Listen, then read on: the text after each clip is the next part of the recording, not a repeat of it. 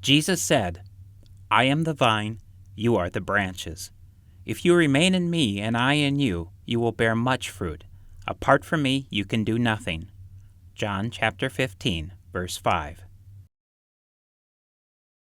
Reverend Fred E. Pasche loved to watch things grow, both physically and spiritually. His life was dedicated to sharing God's love while also pursuing a passion for growing all types of plants. He was not a farmer, but kept growing in his life. The spiritual growth of his churches and congregations his first priority.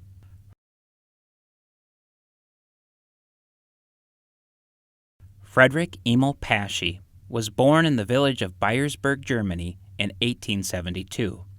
The village was 45 miles from Berlin on the Oder River. His parents were August Frederick Pasche and Ernestine Wilhelmine. They were shepherds at Wallop, 3 miles north of Bayersburg. The family home was made of wood and clay. Outside was a flower garden and an orchard including apple, plum, and pear trees. At the age of 6, Effie started attending school, located between 2 neighboring villages. The teachers introduced students to many things, including waving fields of grain, acres of sugar beets, green pastures with grazing herds, rich farm fields, and beautiful homes and gardens.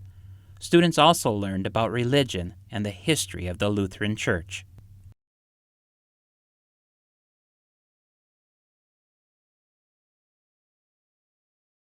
At the end of 1881, F.E., along with his parents and 2 brothers and 2 sisters, traveled to America in search of a better life. Many Germans were making the trip to the land of plenty. F.E.'s uncle Charles was already there. The family joined his mother's brother in Mayville, Wisconsin. When F.E. was 10, he was farmed out to a good family.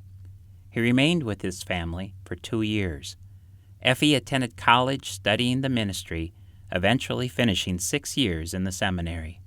His first position was teaching in a parochial school in Webster City, Iowa, and preaching every 3rd Sunday.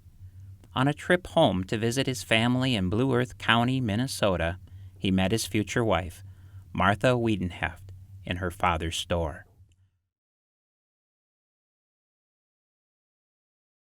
Reverend Pasche again visited his parents in Good Thunder that summer and courted Martha. On the 4th of July, all the young people of Good Thunder came together for a picnic. Right there, F.E. picked Martha as his future mate and spouse. On the 5th of July, F.E. asked Martha to be his bride, and she accepted. On August 8, 1895, they were married, and soon after, the couple left for Butte, Nebraska. They were virtually pioneers in the Nebraska countryside. Reverend Pasche led services, visited the sick, baptized, confirmed, married, and built the congregation. He served 4 churches, including Butte and Spencer, located 10 miles east of Butte, Bristow, near the Niobrara Bridge, and the Missouri River Bottom congregation. He also taught at a parochial school. God's work grew through F.E. As he planted the seeds, others watered, and God gave the increase. 3 children were born to F.E. and Martha while in Nebraska: Frida, Ted, and Gertrude. Reverend Pasche remained the pastor and built several other churches until 1899, when they were called to Sioux Falls and Fairfax, South Dakota. Reverend Pasche then served 6 years in this area, where Esther and Paul were born, and 3 years in Webster, South Dakota, where Fred and Walter were added to the growing family. During these years, he wrote the devotion book, Our Daily Bread, of which 11,000 copies were printed and sold. He also wrote the book Things Above, published in 1952.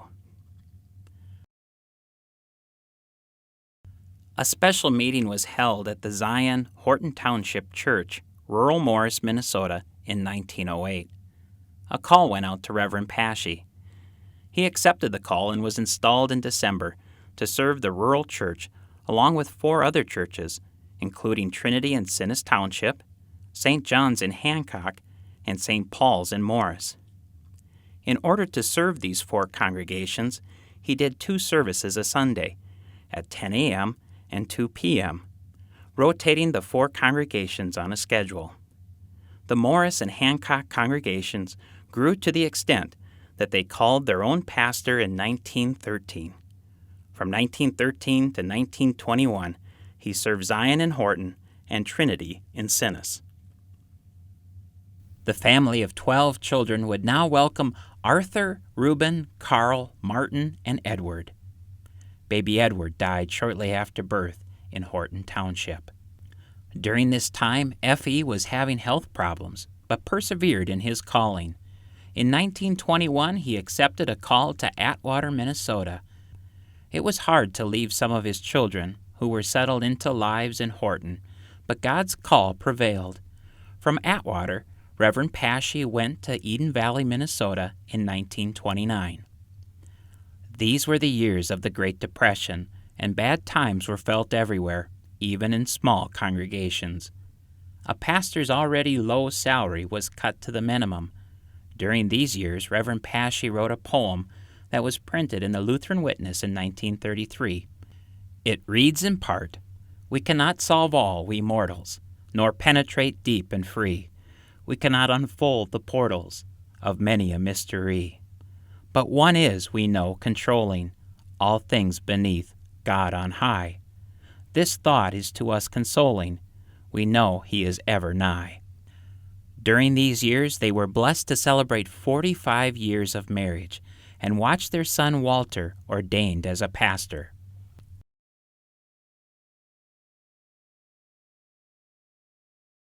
On October 1st, 1940, Effie retired at the age of 68.